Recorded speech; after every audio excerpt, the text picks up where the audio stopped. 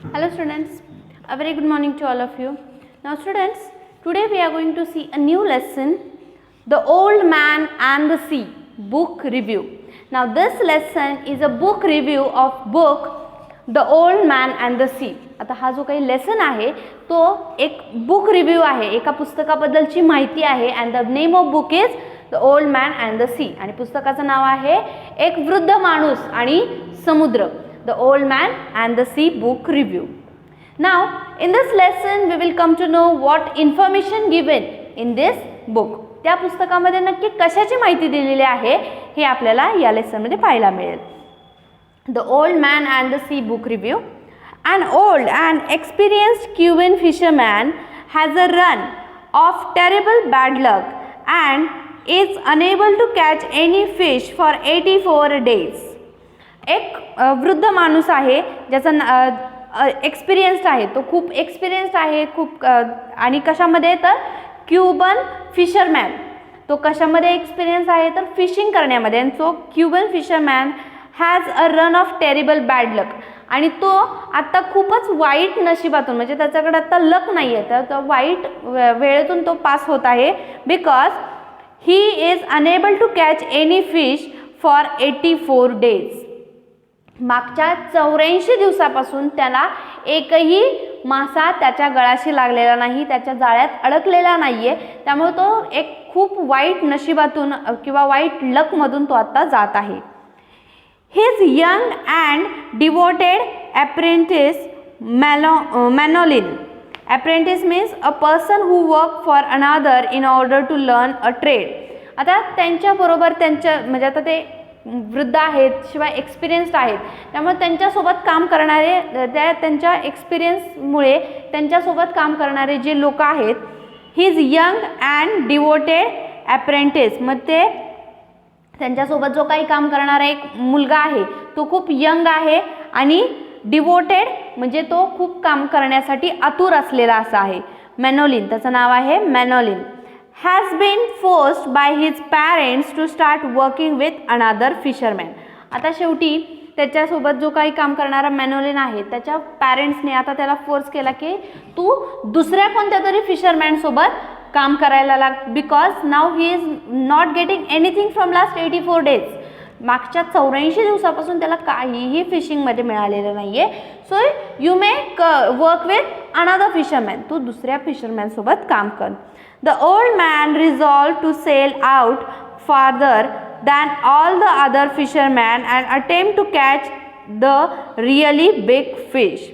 The old man resolved to sail out farther than all the other fishermen and attempt to catch the really big fish. आता शेवटी जो काही तो वृद्ध माणूस आहे त्यानं पुन्हा एकदा एक ट्राय करावा म्हणून आपली जहाज असेल किंवा त्याचं आपलं जाळं असेल त्याच्यात ते जाळं पसरवलं आणि त्याला एक खूप मोठा मासा मिळाला.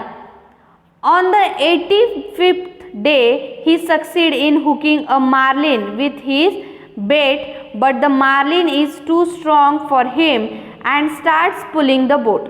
आता शेवटी 84 डेज त्याला काही मिळालं नव्हतं आणि शेवटी 85 डेज म्हणजे 85व्या दिवशी त्याला तो मोठा खूपच मोठा मासा त्याच्या जाळ्यात अडकला होता. But he was too big and he was forcing very badly. तो खूपच त्या जाळ्यातून बाहेर येण्यासाठी खूपच खटाटोप करत होता आणि त्याच्यातून त्याला जो काही मासेमार होता त्याला रिस्पॉन्स न देता त्याने खूपच ताणी करायला सुरुवात केली. म्हणजे त्याला he wants to come out from that net. त्या माशाला अर्थातच त्या जाळ्यातून बाहेर यायचं होतं. So he was struggling for that. तो त्याच्यासाठी प्रयत्न करत होता. The old man and the sea is the story of the old man struggle with the marlin and his latter battle against shark. आणि तसाच प्रयत्न करत असताना त्या मार्लिन हा जो काही फिश होता त्या मार्लिन फिशने त्याला शेवटी पाण्यामध्ये खेचून घेतलं होतं. म्हणजे तो जाळ्यातून बाहेर येत होता आणि शिवाय जाळ्यातून बाहेर येण्याचा प्रयत्न करत असताना त्या मासेमाराला त्या ओल्ड मॅनला सुद्धा त्याने पाण्यामध्ये खेचून घेतलं. आणि old man and the sea या बुकमध्ये आपल्याला काय वाचायला मिळणार आहे तर ही जी स्टोरी आहे ती अबाउट मॅन स्ट्रगल. त्या माणसानं जे काही स्ट्रगल केलं पाण्यामध्ये विथ द मार्लिन पहिल्यांदा मार्लिन या माशासोबत त्याने पाण्यामध्ये स्ट्रगल केलं आणि पुन्हा त्यानंतर लॅटर बॅटल अगेन्स्ट शार्क आणि पुन्हा त्याने बॅटल मीन्स युद्ध, पुन्हा त्याने शार्क या माशासोबत सुद्धा पाण्यामध्ये युद्ध केलं. याविषयीची ही स्टोरी आपल्याला या पुस्तकामध्ये पाहायला मिळणार आहे. Social historical context. आता याच्यामध्ये हिस्टॉरिकल सुद्धा काही भाग पाहायला मिळणार आहे. Now let's see what is that. Hemingway's novel is based on real event and it also draws heavily on his own life. He had experience of fishing in the Cuban waters and like the old man, he was also a fan of baseball. Now, Hemingway's novel is based on real event. आता हेमिंग्वेज जे काही पुरुष आहेत, एक थोर पुरुष आहेत, त्यांचं जे काही नॉवेल्स आहेत ते कशावरती बेस्ड आहेत. अँड रिअल इव्हेंट्स म्हणजे जे काही सत्यकथा आहेत त्या सत्यकथांवरती आधारित त्यांचे नॉवेल्स असतात. And it also draws heavily on his own life. आणि शिवाय त्यांच्या स्वतःच्या आयुष्यातल्या काही सत्यकथा असतील किंवा स्वतःच्या आयुष्यातले जे काही एक्सपिरियन्स असतील त्याच्यावरची सुद्धा त्यांच्या पुस्तकांमध्ये बऱ्याच पाहिलं जायचं. He had experiences of fishing in the Cuban water and like the old man, he also was a fan of baseball. आधी त्यांनी त्यांचे जे काही कॉन्टॅक्ट्स होते ते क्युबन फिशरमॅनची लाईफ त्यांनी जवळून पाहिली गेलेली होती, त्यामुळे त्यांनी त्यांच्याविषयीची बऱ्याचशा स्टोरीज अशा लिहिलेल्या होत्या. He was also a fan of baseball. ते बेसबॉलचे खूप फॅन होते. नाव he worked for the Red Cross during the First World War and was injured by shrapnel when he was in Italy. आता he worked म्हणजे त्यांनी काम केलं कशासाठी? For the red cross during the first world war. जे पहिलं युद्ध झालं त्या पहिल्या महायुद्धामध्ये सुद्धा त्यांनी काम केलेलं होतं. when that time he was in Italy. ते त्यावेळी इटलीमध्ये होते. आणि शार्पनेल means a hollow projectile containing bullet or the like and a bursting charge designed to explode before reaching the largest and a set to show a missile. म्हणजे एक शार्पनेल हे एक शस्त्र आहे की जे युद्धामध्ये वापरलं जातं इंज्युअर करण्यासाठी. मग ते शस्त्राने ते इटलीमध्ये असताना इंज्युअर्ड झालेले होते. Hemingway always talk about the need to struggle against defeat or death and how determination and endurance can help one to win in this struggle. आता हेमिंग्वे जे आहेत ते नेहमी कशाविषयी त्यांचं बोलणं असायचं तर talk about the need to struggle against defeat or death. नेहमी आपण मृत्यूच्या विरुद्ध लढलं पाहिजे याच्याविषयी त्यांचं नेहमी बोलणं असायचं. आणि they talk about the struggle. ते नेहमी आपण always they talk about struggle की त्यांनी नेहमी स्ट्रगलविषयी आपण आयुष्यामध्ये कशा प्रकारे स्ट्रगल्स केले पाहिजेत याच्याविषयी त्यांचं बोलणं असायचं. The old man is at the end of the novel very near death. नाव the old man who fall down in the sea because of that fish. जो ओल्ड मॅन आहे, जो काही तो वृद्ध माणूस आहे जो त्या फिशमुळे त्या मोठ्या मास्यामुळे समुद्रात ओढला गेला होता, समुद्रात गेलेला होता, तो शेवटी नियर डेथ म्हणजे तो अगदी मृत्यूच्या जवळपर्यंत जाऊन पोचलेला होता. But we know that the story of his suffering and loss will live on in the memories of the people of his village. Ultimately, his story became one of the trump because the tales of his life will live on even after his death. आणि आता तो शेवटी मृत्यूच्या जवळपर्यंत पोहोचलेला होता. Ultimately his story becomes one of the trump because the tales of his life will live on even after his death. आता त्याची स्टोरी ही मृत्यूनंतरही काही जणांना सांगण्यासाठी किंवा ऐकण्यासाठी राहणार होती, कारण त्यानं खूप स्ट्रगल केलेलं होतं आणि म्हणूनच ही स्टोरी या पुस्तकामध्ये त्यांनी सांगितलेली आहे. The novel was published in 1952. आणि हे जे काही नॉवेल आहे the old man and the sea हे नॉवेल कधी पब्लिश झालं? इन 1952 1952 मध्ये. When people were trying to recover from the. आणि त्यावेळी लोक trying to recover from the mass destruction wrought by the 2 world war. आणि त्यानंतर हे सेकंड वर्ल्ड वॉर झालेलं होतं आणि त्या सेकंड वर्ल्ड वॉरमधून बाहेर येण्यासाठी लोक प्रयत्न करत होते आणि त्याच वेळेला हे पुस्तक पब्लिश झालं. म्हणजे थोडक्यात काय या रायटरला या पुस्तकाच्या माध्यमातून सांगायचं की तो वृद्ध माणूस ज्या प्रकारे युद्ध करत होता त्या पाण्यामध्ये असणाऱ्या शार्कशी आणि त्या दुसऱ्या माशासोबत, मोठ्या माशांसोबत जे काही युद्ध करत होता, त्यातून शेवटी तो हार न मानता त्यानं खूप स्ट्रगल केला आणि त्यातून बाहेर आला. तो मरणाच्या जवळ गेला होता, परंतु तिथून तो बाहेर आला. अर्थातच बाहेर आल्यानंतर त्याच्या वयामानानुसार तो मृत्यू पावला, परंतु त्याने ते स्ट्रगल केलं. आणि तसं स्ट्रगल तुम्ही आता वर्ल्ड वॉर सेकंड जे काही झालेलं आहे आणि तिथून तुम्हाला त्या कंडिशनमधून तुम्हाला बाहेर यायचं आहे, तर त्यासाठी तुम्हाला हे पुस्तक वाचल्यानंतर हेल्प होईल असं रायटरचं मत होतं. And this tale of endurance and ultimate triumph immediately struck a chord with the readers. आणि या लेखणीमुळे, या नॉवेलमध्ये असणाऱ्या लेखणीमुळे बऱ्याच लोकांना मदत झाली आपण कशा प्रकारे यातून बाहेर सगळ्यातून पडू शकतो यासाठी. Now writing style about the book. Hingway's language is simple and pithy. आता whatever the language used in that book, it's very simple language. He mostly writes in short and straightforward sentences and practices an extreme economy in his use of words. This simplicity is depictive and a reader can read his work again and again and find new layers of meaning every time. आता जे काही हे रायटरचं जे काही writing आहे ते writing नेहमी straight forward असतं. म्हणजे त्याचं कोणत्याही प्रकारची कोडी न उलझवता तो त्याच्या जे काही लेखणीमध्ये रायटिंग आहे ते करतो. म्हणजे त्याचं जे काही रायटिंग आहे ते कोणालाही पटकन समजेल अशा प्रकारे या बुकमध्ये सुद्धा त्यांनी आपलं रायटिंग केलेलं आहे. आणि त्याचे काही यूज आहेत, extreme economy in his use of word. This simplicity is depictive and a reader can read that work again and again.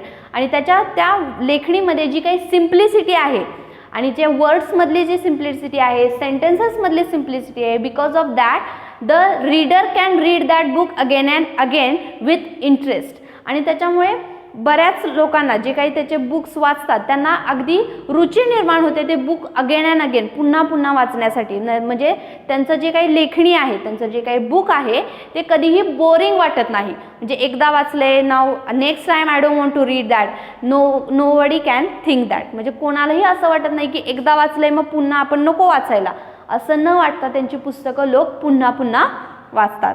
Now my thought means the about the author of this book. त्या या बुकच्या ज्या writer आहेत त्या रायटर्सचे काही विचार आहेत बघूयात. I first read this novel year ago. मी पहिल्यांदा हे जेव्हा नॉवेल वाचलं, when I did not understand it at all and was left unimpressed. म्हणजे जे काही पुस्तक आहे ते पुस्तक जेव्हा या रायटरने वाचलं, म्हणजे जे काही या पुस्तकाबद्दल अजून काही जणांनी लिहिलेलं आहे. म्हणजे हे पुस्तक जे लिहिलं मेन ऑथर तो वेगळा आणि त्या पुस्तकाबद्दल अजून लोकांनी पुस्तक वाचल्यानंतर त्यांचे व्ह्यूज जेव्हा लिहिले, त्यांचे विचार जेव्हा मांडले, त्यापैकीच एकाचं मत आहे I first read this novel years ago. मी जेव्हा हे पहिल्यांदा पुस्तक वाचलं खूप वर्षापूर्वी, when I did not understand it at all and I was left unimpressed. आणि त्यावेळी मला या पुस्तकामध्ये काय लिहिलेलं आहे हे कळलं नाही आणि मी त्यावेळेस अनइम्प्रेस्ड राहिलो. म्हणजे मला ते समजलं नसल्यामुळे मी त्या पुस्तकावरती फारसा काही इम्प्रेस झालो नाही. In स्पेट of this a vivid image remained with me. an old man holding on to his fishing line with the last of his strength. आणि मला हे स्टोरीमधली जी काही old man and the sea ही जी काही स्टोरी आहे त्या स्टोरीमधला त्या ओल्ड मॅनचं जे काही स्ट्रगल आहे ते मला काही शेवटपर्यंत कळलं नाही.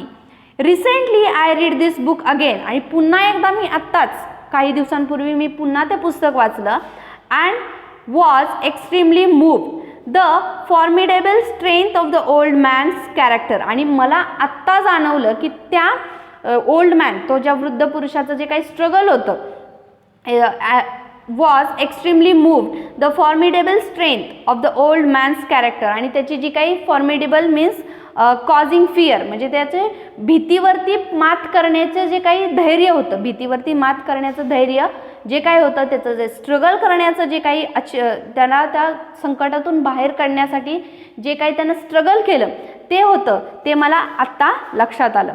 The quiet devotion of the empathetic Manolin and the relationship between the two are heart warming. आता ते जे काही मॅनोलिन फिश होतात त्या मॅनोलिनचं आणि त्या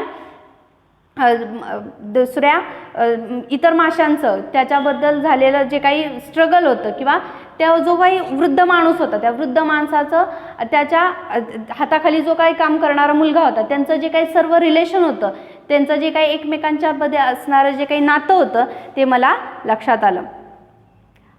हेमिंगवेज description of the sea and the creature of the water are beautiful. Hemingway यांनी जे काही सी म्हणजे समुद्राच्या आतलं जे काही डिस्क्रिप्शन केलेलं आहे समुद्राच्या आतमध्ये असणाऱ्या माशांबद्दलचं समुद्राच्या आतमध्ये असणाऱ्या त्या दुनियेचं जे काही डिस्क्रिप्शन केलेलं आहे वर्णन केलेलं आहे that was a very outstanding beautiful. ते खूपच सुंदर वर्णन केलेलं आहे.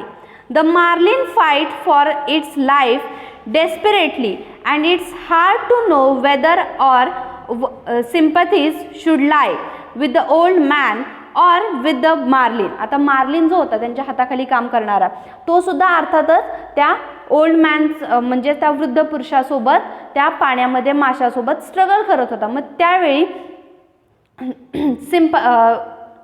It's hard to know whether our sympathies should lie with the old man or with the marlin. आणि ते पुस्तक वाचताना आपल्याला कधी कधी असं वाटतं की आपली जी काही सिम्पती आहे ती कोणाविषयी दाखवायची, त्या मार्लिनबद्दल जी सिम्पती दाखवायची का त्या वृद्ध पुरुषाला आपली सिम्पती दाखवायची. हा आपल्याला कन्फ्युजिंग स्टेट आणणारा क्वेश्चन आहे हे पुस्तक वाचताना. But as the novel progresses the old man and the marlin are inseparably linked. आणि जसं जसं आपण पुस्तक पुन्हा पुढं वाचत जातो तसं आपल्याला लक्षात येतं की मार्लिन आणि ओल्ड मॅन हे दोघेही सेपरेट आहेत. त्या दोघांचंही जे काही स्ट्रगल होतं जे काही काम होतं ते सेम आहे. त्यामुळे आपल्याला पुन्हा कन्फ्युजिंग स्टेट येत नाही. Stand for the same idols that is a Nobel struggle against destruction. आणि त्यांचं जो काही स्ट्रगल होतं ते सुद्धा वेगळं असल्यामुळे पुन्हा आपल्याला तशी कन्फ्युजिंग स्टेट निर्माण होत नाही. So this was the review of the Old Man and the Sea book. Now if you want to read this book you can read from the Google also. Now here we have done with this lesson. You have to write down the difficult words with its meaning and correct spelling. You must read and learn the difficult words with its meaning as well as you have to solve the English workshop also. Thank you.